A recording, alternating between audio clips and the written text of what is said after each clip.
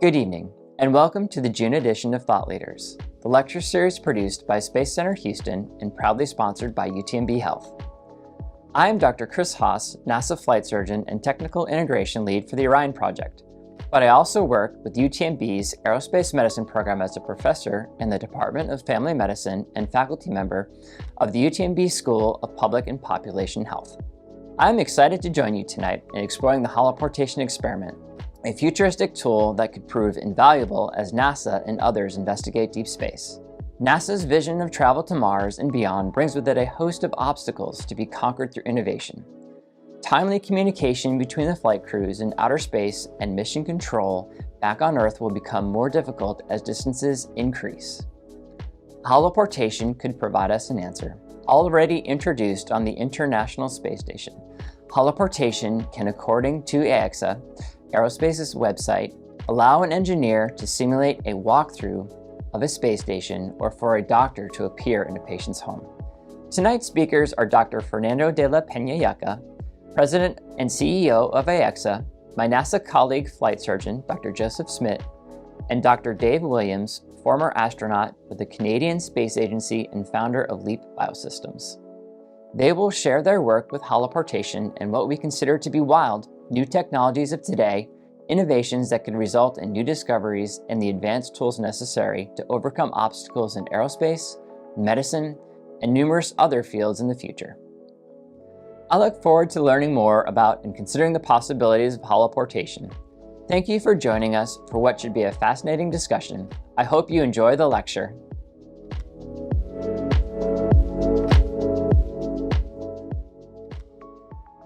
Hello, I'm William T. Harris, President and CEO of Space Center Houston, a dynamic science and space exploration learning destination and nonprofit science center.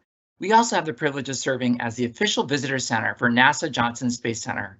We share the story of human space exploration, past, present, and future, with more than 1.25 million visitors annually from around the world. Thank you for joining Space Center Houston's Thought Leader Series program, Virtual 3D Technology Helping to Advance Exploration, presented by the University of Texas Medical Branch. Our Thought Leader series brings you space and science experts from across the country who provide insights and perspectives on space exploration. Space Center Houston offers robust learning experiences that enable you to be a part of NASA's mission. In addition to our extensive collections, you can experience new exhibits and live programming, so there's always something new. Now on to our program. We are on the verge of a new era of space travel. We need to better understand how astronauts will navigate the mental and physical challenges of deep space exploration. Scientists and engineers are using a holoportation technology that could mitigate some challenges of long-term space travel. This technology provides clinical and practical applications from telemedicine to behavioral support, something to help our mental health, and serves as a communication tool. In our discussion, we'll learn how holoportation technology, an innovative 3D version of telemedicine, is supporting astronauts on the International Space Station, and how it's being used on Earth in our June Thought Leader series, Virtual 3D Technology Helping to Advance Exploration, presented by UTMB. I'm delighted to welcome our panelists. Our first speaker is Dr. Fernando de la Peña, who serves as AEXA's President and Chief Executive Officer, with 25 years of successful leadership in technology and engineering companies. Fernando serves on the Bay Area Houston Economic Partnership Board of Directors and chairs the Communications Committee of the Johnson Space Center National Management Association. Dr. de la Peña's lifelong passion for space exploration combined with AEXA's leading-edge expertise plays a key role in his support for NASA. Dr. de la Peña received a Discovery Channel Prize in 2010 for his work developing the Mexican Space Agency. He's the former president of the National Contract Management Association, Space City Houston chapter at NASA Johnson Space Center. Our next presenter is Dr. Joe Schmidt, active NASA flight surgeon, retired Major General of the U.S. Air Force. He served as lead Orion Medical Operations Artemis missions, which will return astronauts to the moon. His patients are current astronauts and their family members, T-38 and X-15 pilots, shuttle, space station, and Apollo astronauts who have walked on the moon. Dr. Schmidt is an aquanaut and veteran of NASA's Extreme Environment Missions, or NEMO, 12. In October 2021, Dr. Schmidt became the first human to be holoported off the planet and into the International Space Station. He's the former deputy of the JSC Flight Medicine Clinic and the current medical operations representative to the Exploration Medical Capability Project. Our final presenter is Dr. Dave Williams, who is the President and Chief Executive Officer of LEAP Biosystems Incorporated. The renowned physician, astronaut, aquanaut, author, and innovator brings his unique skills to lead LEAP Biosystems Incorporated. LEAP Biosystems provides innovations for healthcare. At LEAP Biosystems, Dr. Williams and his team are passionate about space exploration, medicine, and humanity.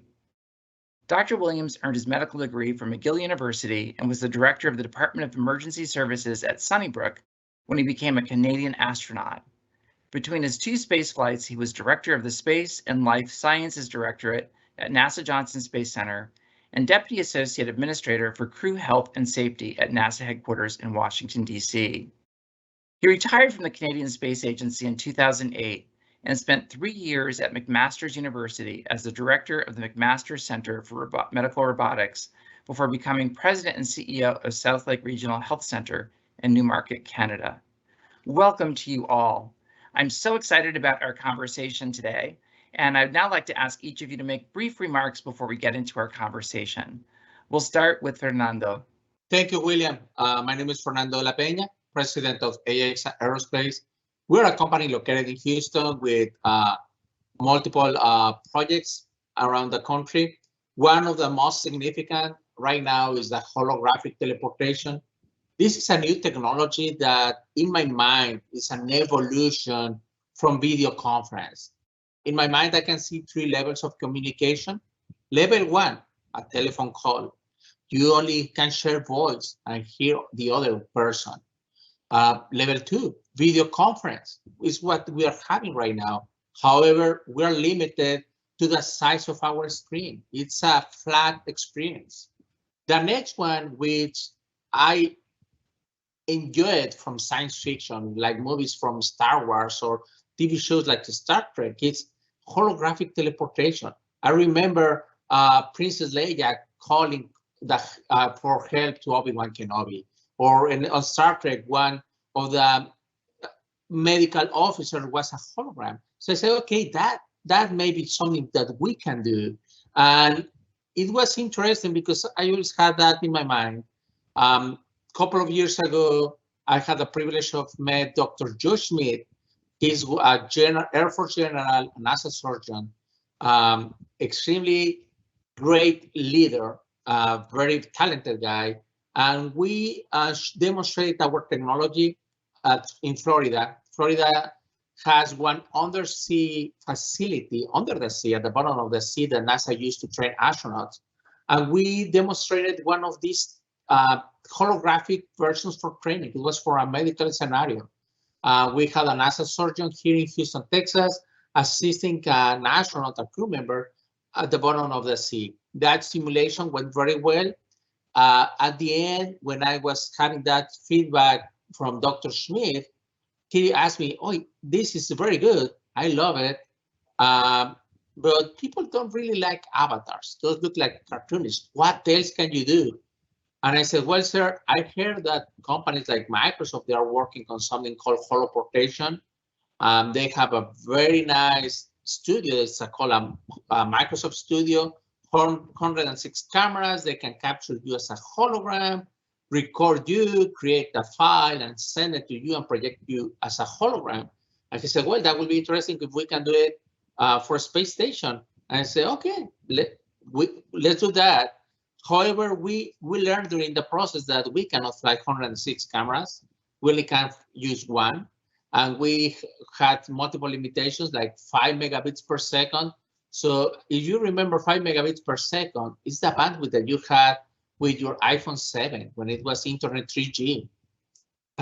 So we figured out a way to make it happen. But I realized the importance of holographic teleportation.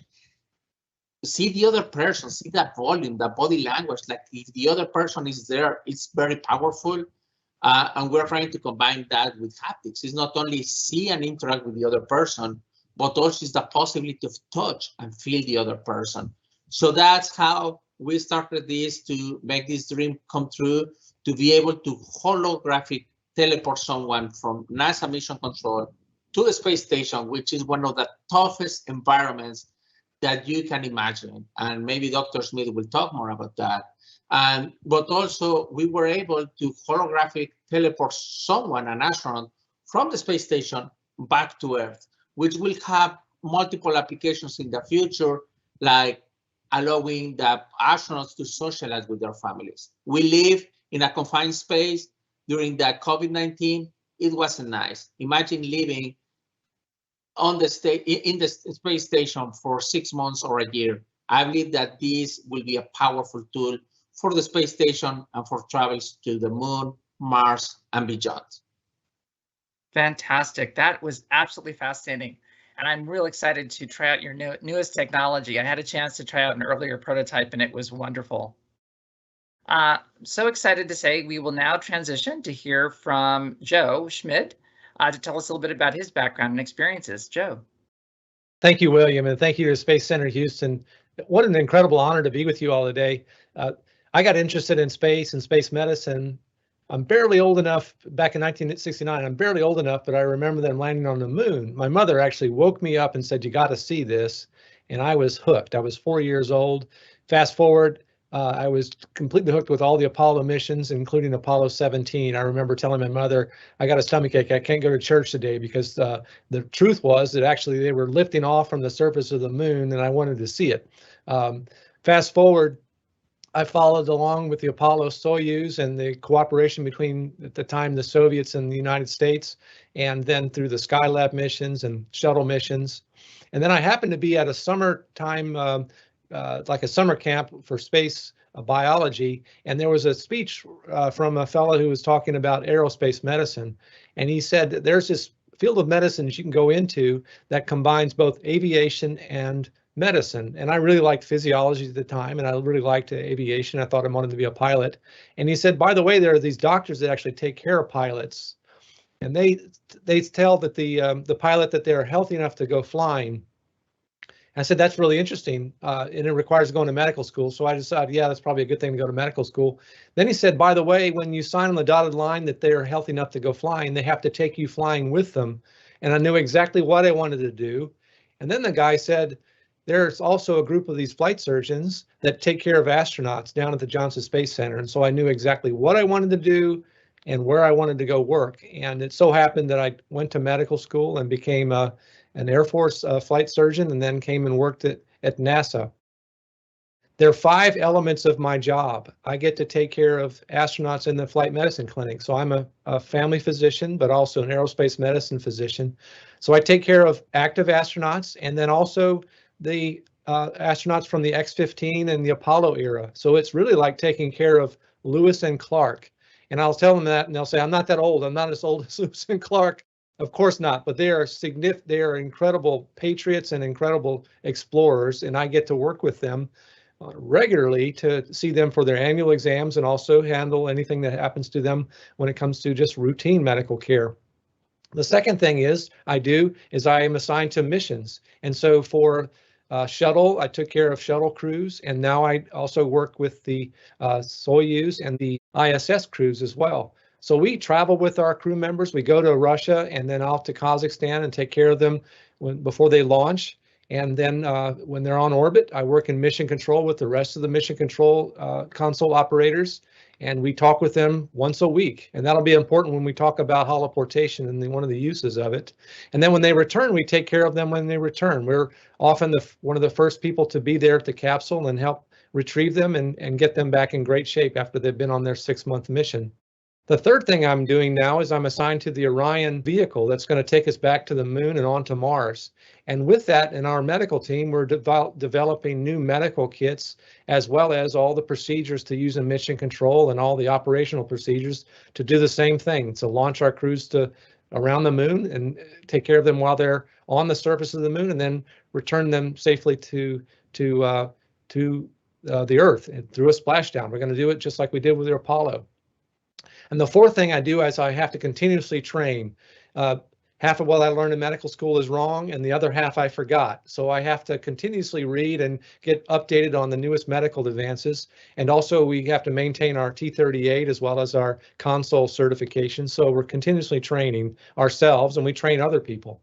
And then the fifth element is what I do is I call them special projects, which includes this holoportation, which is, to me, a really incredible new technology that we're going to use to take care of astronauts and their family members, astronauts in orbit and family members on the ground. And the way the holoportation took place was, the project was that I was working with Dr. Fernando de la Peña, and we were working with a simulation with the Aquarius habitat, as Dr. Fernando talked about. There was a crew member who was playing like she was a physician, and Samantha Cristoforetti, and she was taking care of another crew member who simulated that he was having shortness of breath. And we determined through telemedicine that that person was having shortness of breath due to a collapsed lung, which is very unusual, but it's really very hazardous for the patient. And through telementoring using the HoloLens, we were able to direct the simulated procedure to actually help with that medical issue. And it was done successfully from here in Houston to Key Largo. And when Dr. Fernando was telling me about that, we were successful. And he said, by the way, let me show you some of this augmented reality. And he placed an object out in the lobby underneath a lampshade and said, Joe, go out and find that object. And I looked, and it was underneath the lampshade. He told me that actually you could place that there and it would be there 3 days from now or 3 weeks from now in augmented reality. And then we talked, as Dr. Fernando said, what else can we do with this? And he says, I have one more thing to tell you. It's about this holoportation, where you can actually take a person and put them in another location. And together we immediately saw the potential. We would like to take this to the space station. It took us about 1.5 years to get all the permissions and all the technology lined up. But we were able to actually take the holoportation and take us, Dr. Fernando de la Peña and me, we were the first humans to go to orbit, and we did a simulated medical exam. I actually used Dr. de la Peña's knee and to demonstrate a knee exam. We also did cranial nerve exams, and we demonstrated how to do a visual field. And then we grabbed all of the people that were in the mission control room that we were working with, and we took them all to orbit. We did it a second time with Caleb Barron, who was in orbit on the International Space Station. And we made sure that we had a holoportation handshake there and interacted. I knew I was on orbit when Kayla said, wow, I never had this happen before, but you're in my personal space. It seemed that she took an image of me and she moved into the image, so it looked like I was really close to her. But we had a very wonderful conversation, and it really felt like I was with her, and she felt like I was with her on orbit. There are 4 basic use cases that we have for holoportation. Number 1 is to use it for private medical conferences, where you bring your physician to orbit and they can talk with you just like you'd talk with a doctor in their office. The second thing, which we recently did, was you can bring private psychological or private psychiatric physicians and psychologists to orbit and do the same thing, where they can interact with the crew members. The third thing, which is really exciting, is that we'd like to bring the family members on board to the station and have them interact with their crew members, because they are incredible support to the crew members, and the crew members, they're away from their family for at least 6 months in these long duration missions.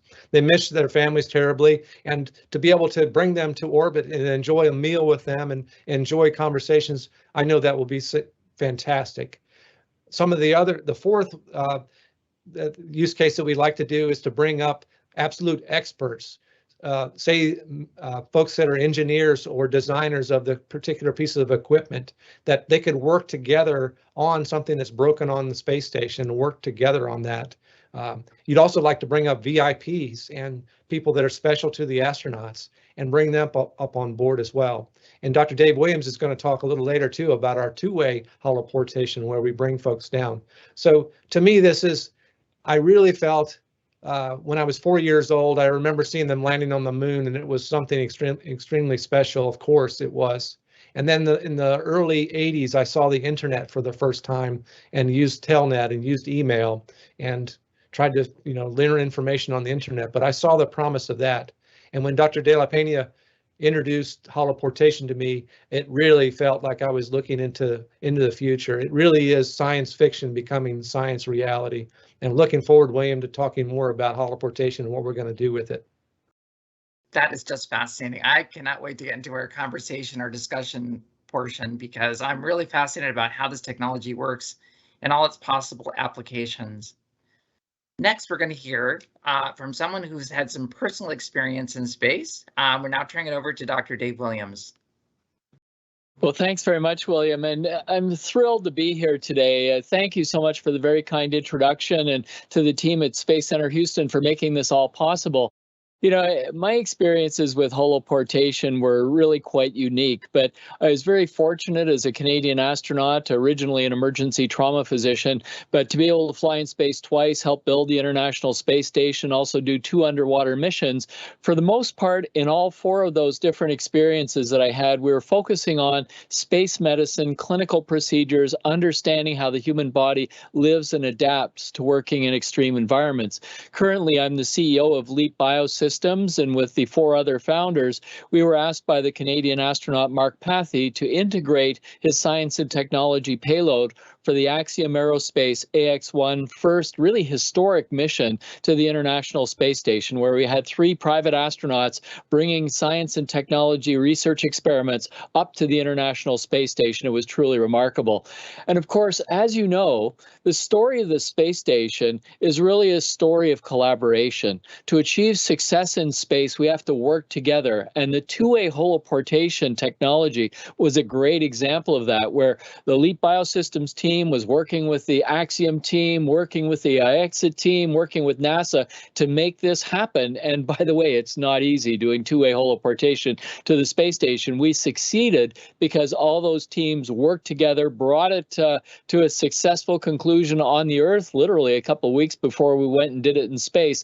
And it was truly a remarkable experience. I can tell you, it was my fastest ride to the space station. You climb aboard the space shuttle, you're traveling 25 times the speed of sound, but we're still arriving at the space station a couple of days later. Here I'm in mission control. Literally a second later, I'm in the U.S. lab on board the space station. Truly remarkable. I went up to the space station this time with Josh Kutrick, one of the other Canadian astronauts, and there we are on the U.S. lab looking around, interacting with the Canadian private astronaut Mark Pathy. Truly remarkable.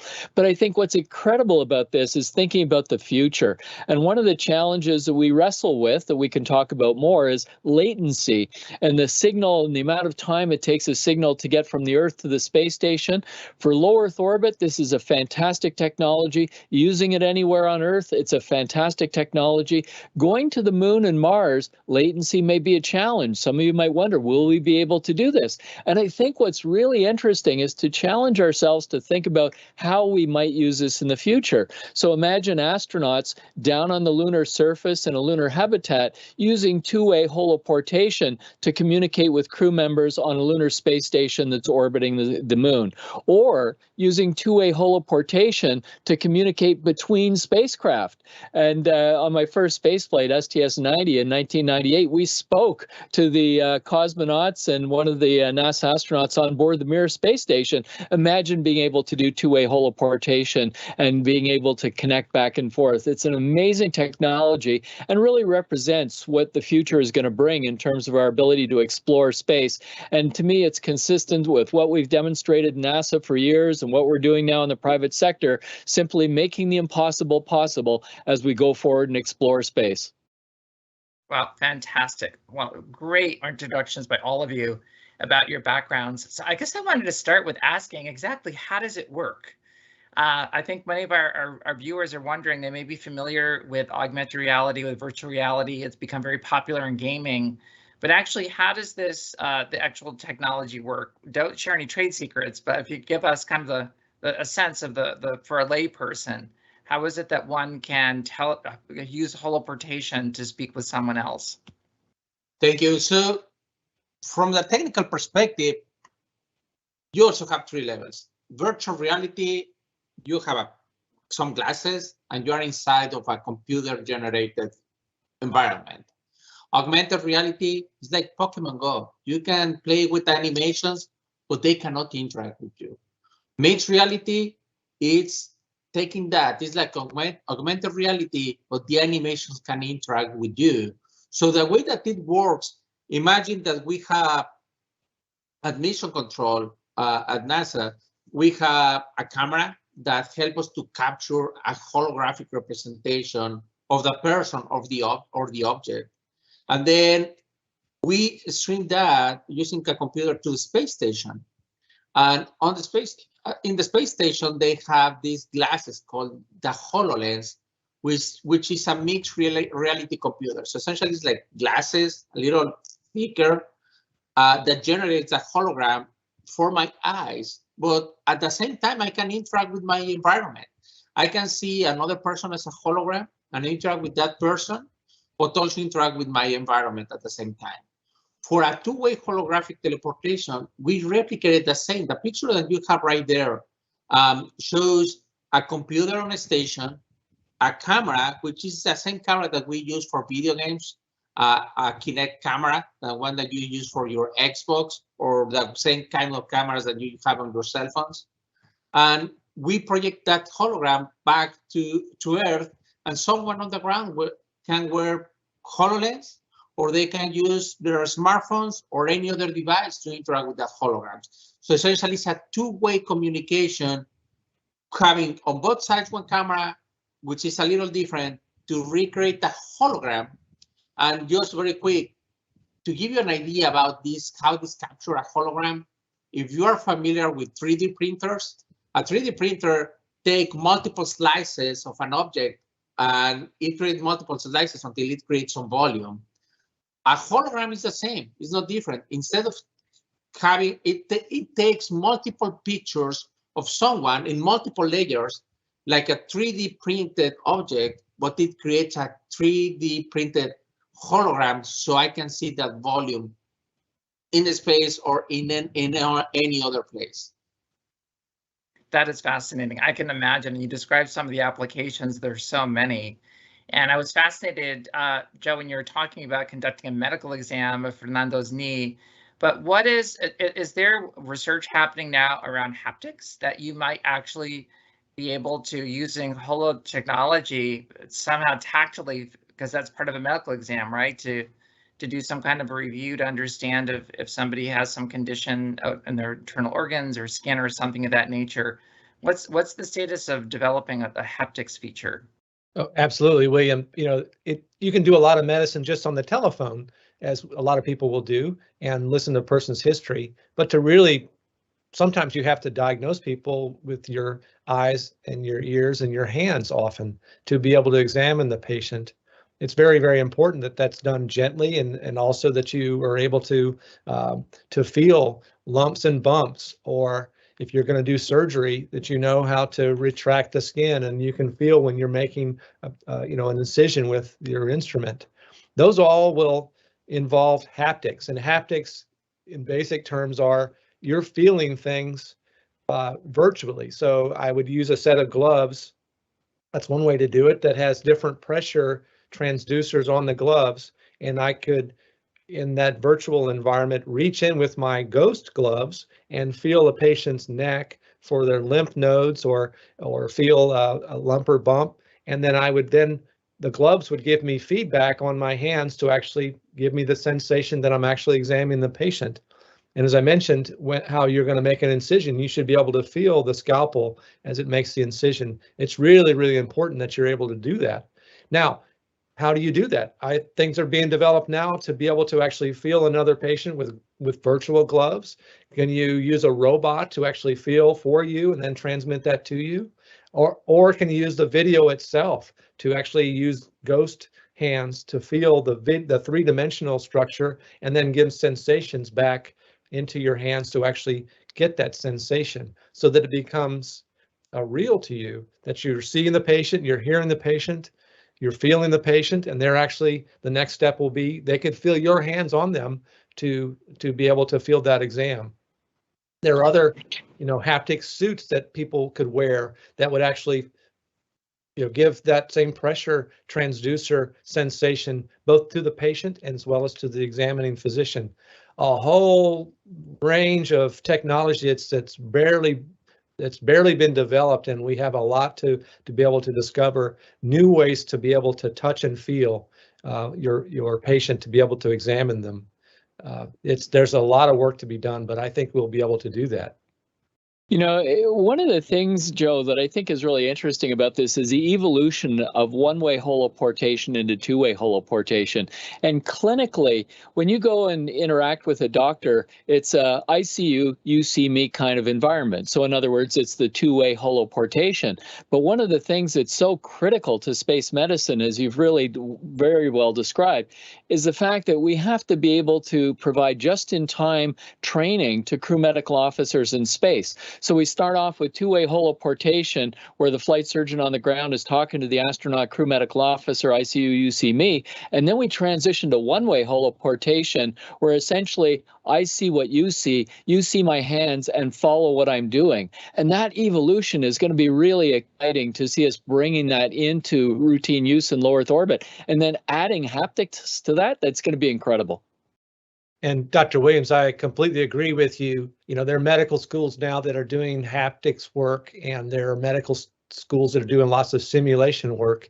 And you're exactly right. To be able to bring a physician in, a teacher like yourself, and bring them into a room and have them interact with a new student doctor, it adds tremendous confidence to both those persons and to the patient themselves too, that patient's getting the best possible care, because they're getting not only the junior physician and also the senior physician, but they're working together, and the whole team feels good that you're going to get the best possible outcome.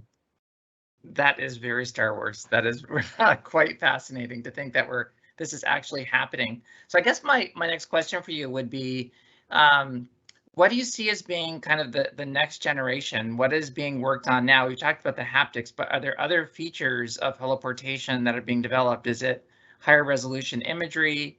We began to talk a little bit about the two-way holoportation, which is amazing. So you're having a real-time conversation with somebody using the holo technology. Is there conversation or exploration around having multiple people participating in holoportation? Fernando, Yes. what do you have up your sleeve? No, there are we are increasing three aspects of that holographic teleportation. One, of course, is resolution.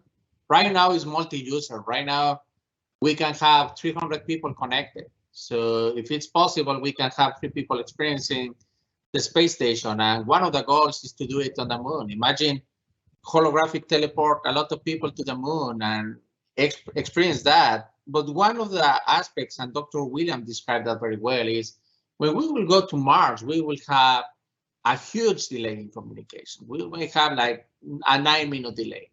And the way to fill that is with artificial intelligence. When I say that we, Dr. Smith is leading this, is we are trying to incorporate artificial intelligence to fill that gaps and create a holographic assistant, someone that can, with quantum computers, that can understand some of the aspects and can fill those gaps in communications. That's one aspect. And the second aspect that we are also working on, at least we're projecting to work on this, is the possibility of move machines or manipulate machines. Imagine that I can have a robot on a station or on the moon, and Dr. Smith or Dr. Williams can manipulate that robot, like if they are there. But for the astronaut, you will be able to project a hologram overlaying that robot body. So for the crew member, it will be interacting with Dr. Smith or Dr. Williams on the moon. And it's going to be a body they can move and manipulate to move objects, or an engineer. So essentially, we're aiming to those 2 aspects. One is artificial intelligence, and the other one is the possibility of manipulate hardware from distance.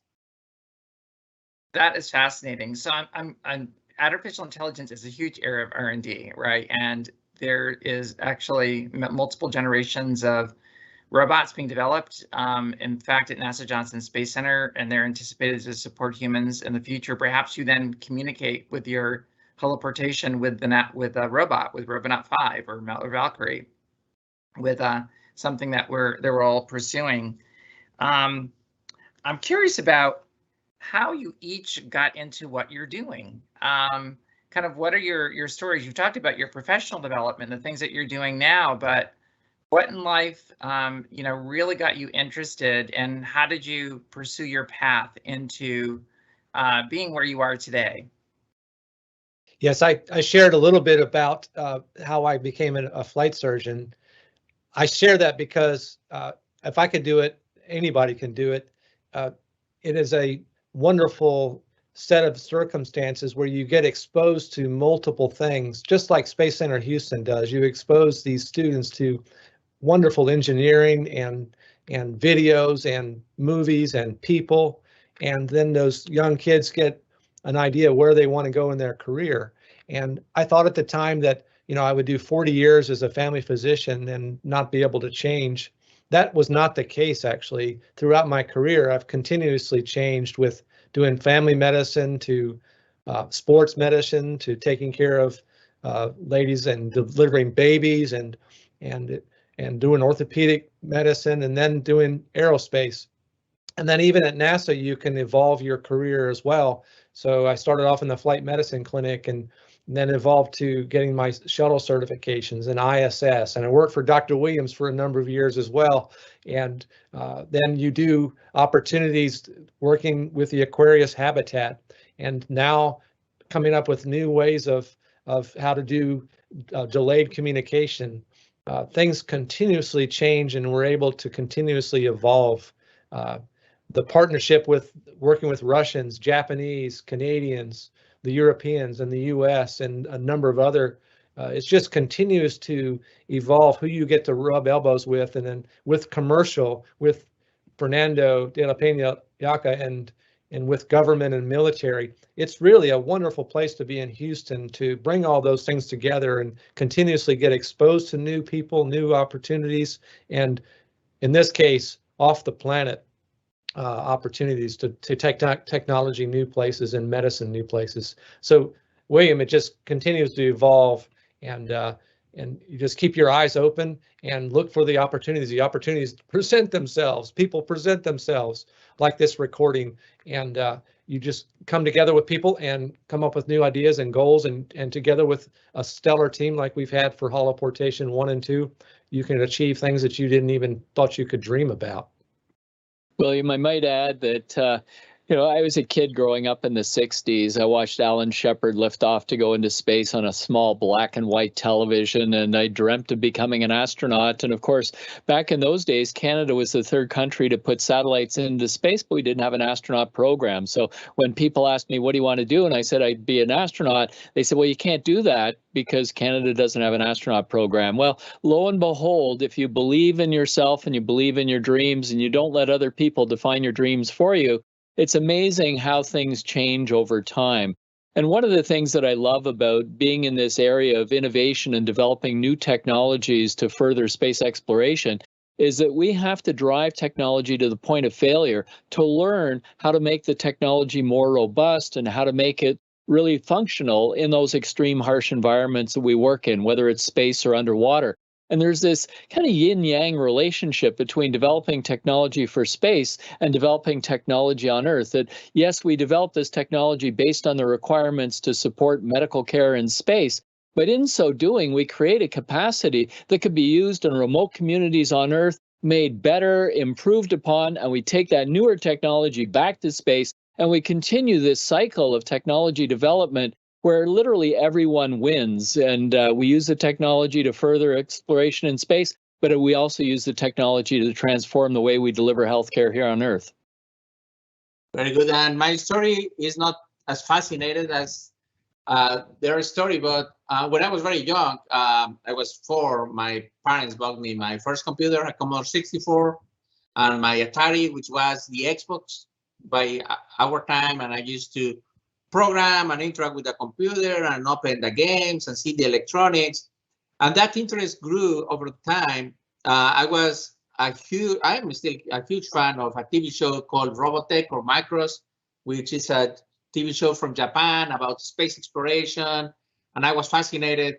So by that interest increased, and when I was completed my bachelor's degree, my dissertation actually was about space propulsion using antimatter to try to increase the speed of any spaceship, because I was wondering by that time, like, hey, a trip from Earth to Mars is going to take months, and there should be a better way. So that interest grew every single time by being inspired by science fiction and stuff and toys. And my parents always gave me a lot of technology. My dad passed away when I was 10, no siblings, but my mother gave me, I believe, to keep me happy and entertained, she gave me a lot of technology. We didn't have iPads, but that helped me to increase my interest about technology and space. Thank you so much. Your stories are fascinating. And I think what I take from it is follow your passion, and you have to, your passions will change over time. And I think the other insight I take away from that is life changes so quickly, things evolve. And I love Dave's story about how there not being an astronaut corps when you were a child in Canada, and eventually there was one. So there's always a way to fulfill your passions, and you always have to pursue those, whatever they may be. It's absolutely fascinating. Well, when I look at a technology like teleportation, I absolutely can see all the applications here on Earth and how it can benefit us in so many different ways. What are some other ways that you're exploring beyond you have the two-way communication now, we talked about healthcare application. Are any of you kind of exploring other applications that we haven't talked about today? Yes, to bring in, as we mentioned, the telementoring. So if you're working on a difficult piece of equipment that, you've got procedures and you may have been trained on that particular piece of equipment 2 years ago, or maybe you've never had training, why not holoport in a wonderful mechanic and or a technician or a person who has been using that piece of equipment for 20 years? They know what's wrong and they can help you discover and diagnose the issue and repair it very, very quickly. And together, I think that would be a lot of fun to work together.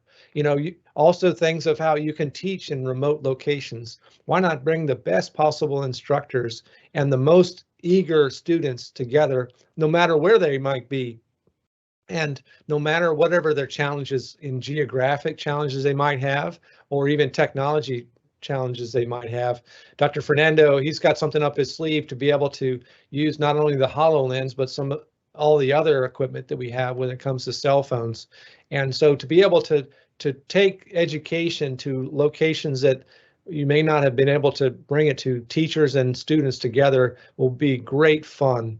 There are other things that people are looking at to use holoportation and the so-called metaverse and this extended reality is to bring people to places that are impossible, places that are maybe historic in nature, the Roman ruins that are, put them there from that time period, and walk around together and enjoy the ancient, some of the ancient buildings, even go back to dinosaur time and or to impossible areas like microscopic locations and walk around in the cell together and experiencing being in a cell and seeing all the chemistry and the biochemistry and everything else that will occur, and maybe even science fiction universes which don't even exist. That'll be incredibly entertaining for people and new art forms. So like I said before, this is something that when I saw the internet for the first time, I was pretty impressed. This is something that's really kind of blowing my mind of the science fiction that's going to become science reality.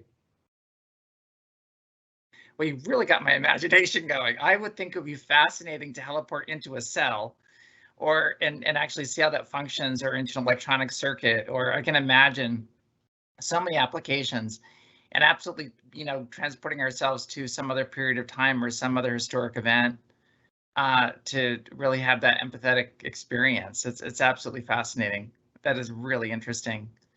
I'm curious, are there other projects that you're all working on, or other new technologies that you're collaborating on that are inspired by the holo technology? Well, I think what we're hoping to be able to do is take where we're at today, continue the collaboration between the different partner groups, between NASA as a space agency, IEXA, LEAP, and all these other groups working together, and then go back to the Aquarius undersea research environment, look at other analogs on Earth, maybe get some holoportation experiments done in the Antarctic or in the high Arctic, and start to really push the limits of this technology. You know, there's tremendous opportunities, as Joe was talking about, the many different ways you can use this. But just imagine going into Space Center Houston and being able to holoport up to Washington and visit the Air and Space Museum. That'd be absolutely incredible. You know, so the only limit is the limit of our imagination and trying to figure this stuff out. So I think over the next 3 to 4 years, you can anticipate a lot of collaborative projects working together to test this technology in these new environments. So for our viewers today, how can they get involved? Is there a way that they could either be test subjects or could learn more about holoportation?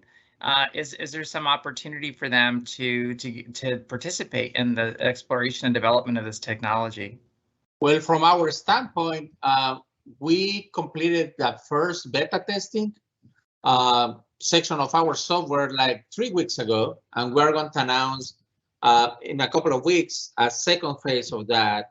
And as Joe was describing, or Dr. Smith, we are not the only company developing holographic teleportation. This is the only company developing portable holographic teleportation.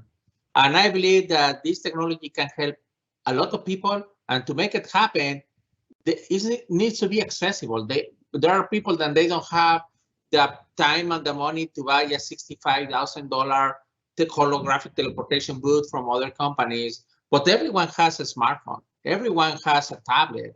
And those smart glasses, there are companies, Apple, Lenovo, and other companies, they are releasing those glasses right now. So what we're trying to do is to make it accessible for anybody with existing devices that they already have, and then they can upgrade it. The way to being involved is just check our website. We're going to release a second phase of the beta testing. We had a lot of people during phase 1. It went very well using holographic teleportation, using any device like a smartphone. So if you want to get involved from our perspective, just follow us and check our website, and we'll send you an invitation for the phase 2. And if I may add to Dr. Fernando de la Peñas-Laca's wonderful discussion, yes, everybody can be involved with this, and you do not need to be a programmer or a physician or an astronaut or anything specifically. You can bring whatever your specialty is, and actually that's, as Dr. Williams stated, we want to collaborate with people that are way outside of our normal sphere of influence or our group, so that we can work together on problems that they have and that we have, because they're going to bring new ideas and we're going to bring their ideas. And then when you come together with someone who's from a different background, whether it be a different specialty or a sports person or another country and a different language, you come up with new crazy ideas that you wouldn't have come up with if you didn't come together. So the ability to just get in the community will open people's eyes. There are XR communities in Houston. There's also the ION, which is an entrepreneurial building and organization downtown Houston that's bringing together people to do business and new development, commercial. There's the medical center as well that's developing XR. All of these hardware companies are releasing software development kits for those programmers and kids out there and students in computer science and mathematicians, etc., to develop their own worlds and develop new objects. So the sky is no longer the limit. Folks can get involved in any one of these places, read anything you can about holoportation, and keep your eye on all the technology. It's coming to us from all these different companies want to develop it, but they develop the hardware. They don't have the use cases. It's the people that have the problems and the solutions and these creative ideas. They're going to come up and create the new world.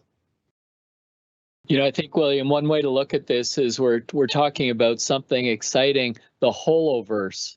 And fundamentally, when you take this technology and put it in the hands of many different people from all over the world, creativity will be unlimited. And we're going to see all sorts of unique applications of this technology.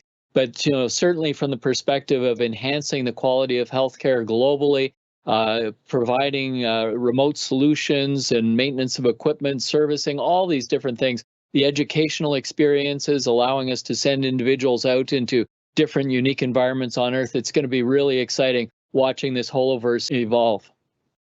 What an exciting conversation. I think we need to have a test area at Space Center Houston where people can come out and try out the HoloLens. And I love the holoverse representation of our world, because I think it's really true. It is a great way to open up our world, past and present, and also for the future. William, if I may, you have to experience this, and there are different ways you can experience it. There is the virtual reality. You can use the Google Cardboard and use your smartphone, and that's an early way to do it, and it's an inexpensive way if you've got a smartphone. And then to go to some of the libraries and some of the different organizations who do maker sheds and things like that. Some of those guys and gals have these devices. You have to experience that. The one-way holoportation was incredible. The two-way holoportation was out of this world, to be able to experience someone coming from another location. People have to experience it. We can describe it, but when you see it and feel it and hear it, it will change your idea of what reality is. This is such a fascinating conversation, and I'm sad to say we're coming to the close of our time together in our conversation. And so I wanted to give each of you a moment just to share closing thoughts on our topic of discussion today. Well, thank you. Well, thank you so much for the invitation and your time. It's a huge honor to share this scenario with Dr. Williams and Dr. Smith. And let me tell you, each of us were inspired by science fiction in some way. And I believe that people from visiting Space Center Houston or visiting these blogs, they have a crazy idea about something that they can do, that they can perform. They are dreaming with that, and that they can make it real. As Dr. Williams mentioned, he had the idea to be an astronaut without any space program in place, and he went to space twice. So from our standpoint, we had the idea to create something from science fiction like holographic teleportation. I believe that everyone that can dream can achieve their goals. A friend of mine told me that you can be as big as your dreams or as small as your doubts. So if you have doubts, you will not make it. But if you dream big, you will overcome and will make it real. So hopefully this video will help to inspire someone else with an idea, and that idea will be helpful to improve our life in humankind, the human life here on Earth and also in space. I tell you, this is an interesting and a wonderful time to be alive, and people they think about what they should do in life. And I'm reminded of the Japanese word ikigai, which is, it basically says there are 4 things that are good. And if you can line these 4 things up, you will have a wonderful life and a wonderful profession. And people talk about passion. We should always be passionate about it. But the Japanese have a way to say, do something that you like doing, do something that you are good at and you can train to be good at, do something that you'll get paid for because you got to earn a living, and do something that's good for the world. And if you combine all of those things together, you will be satisfied throughout your life, and you'll be satisfied and you'll be paid, and you'll do things that other people are interested in doing. So that's one way to look at career and look at life goals. And the other thing that I experience with this holoportation is what I experience at NASA all the time, is the feeling of teamwork, bringing people together that are really good at what they do and work together on a common goal and respect each other. And they come from different backgrounds and they bring the best out of each other. And together, that feeling of achieving a goal and all the activity that you have and the hard work, you feel that teamwork all the way through as well. And to have an overall goal to improve life and improve health and improve the ability to explore. And then holoportation, to me, it will allow all of us to experience space flight from Space Center Houston, connecting up to the moon and connecting to ISS, and for the crew members also to come down and experience it, as well as the Aquarius habitat to experience that virtually in reality, and to experience history This is a wonderful time to be alive. And thanks to Space Center Houston for exposing all the students, whether they're elementary or folks that are in, on in their career and older. You guys are doing a wonderful job to expose people to and show all these new technologies and all the history and all the places we can go. And William, I might summarize by saying this is an incredible millennium. This is the millennium in which humans will become a spacefaring species. Since the year 2000, we've had humans permanently living and working on board the International Space Station. Yes, we rotate the crews out, but fundamentally we've had a permanent human presence in space continuously since the dawn of this millennium. It's absolutely incredible. And one of the things that I think you've heard from Fernando and from Joe is this passion for the development of new technology. Within the space programs globally, we like to take the letters IM out of the word impossible and think about what we need to do to make the impossible possible. We take science fiction and turn it into science fact. I watched Star Trek back in the early days, in 1960s, thinking about the beaming technology. Never did I think that I would be the first person participating in a two-way beaming holoportation to the space station. And I bet Joe didn't think he was going to be the first person ever to be holoported to space, because that was science fiction. It's turned into science fact. And I think the challenge is for the next generation to embrace innovation and think about your willingness to go out and try doing something new and different, and your willingness to learn from failure, because it's what you do when you don't succeed that determines whether you will succeed. And perhaps somebody listening to this podcast today, this webinar today, may become one of those first astronauts stepping on the surface of Mars, embracing the routine utilization of holoportation as one of many technologies that will enable those missions and make them possible. And if you do that, I hope you sign autographs and send photos to Joe, Fernando, and I, because we're there with you and we want you to have a fantastic experience. Wow, I can't top that for closing remarks. Those are fantastic. I want to thank our three panelists today for this incredibly stimulating conversation. And I know we're going to post the IXL website link on our website, so all of you can click on that and learn more about this incredible technology. Thank you all so much for joining us today. And again, for more information about Space Center Houston and our Thought Leader series, please go to our website at spacecenter.org and follow us on social media and check out the Space Center Houston blog. Again, thank you for our panelists for this incredible conversation. Thank you. Thanks. Thank you.